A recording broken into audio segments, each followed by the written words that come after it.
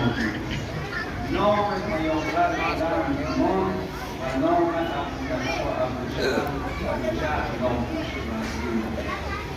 उस जमाने में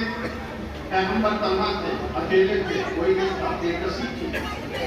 सामने दुश्मन अबू लहब और अबू जहल, जिनका तंतराक था, हुकूमत की जादूवशन था।